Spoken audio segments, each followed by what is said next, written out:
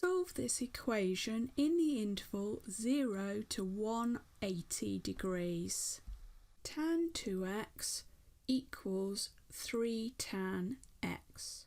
Using the double angle formula, we can replace tan 2x with 2 tan x over 1 minus tan squared x.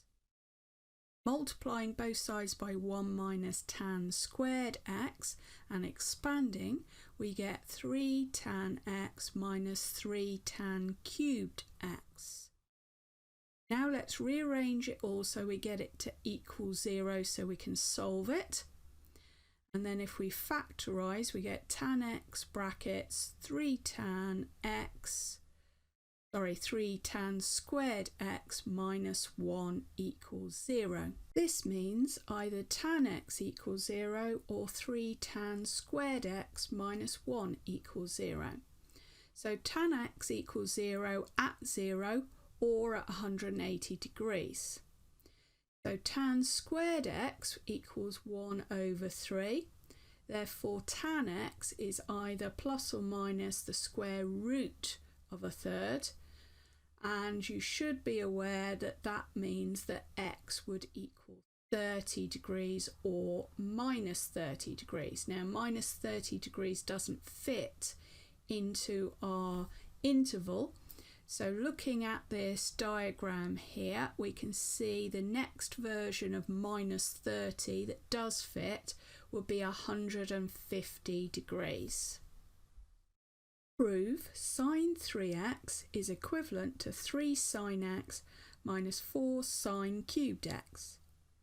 Sine 3x equals sine of 2x plus x. So using the addition formula, we get sine 2x cos x plus cos 2x sine x. Now we're going to use the double angle formula. So we're going to replace sine 2x with 2 sine x cos x, and we're going to choose to replace cos 2x with the sine x version, which is 1 minus 2 sine squared x. Tidying that up, we get 2 sine x cos squared x plus sine x minus 2 sine cubed x. Now let's replace the cos squared x with 1 minus sine squared x.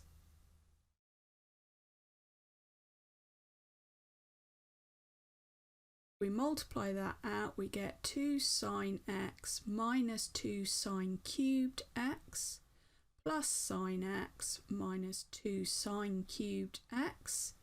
And tidying that up, we get 3 sine x minus 4 sine cubed x.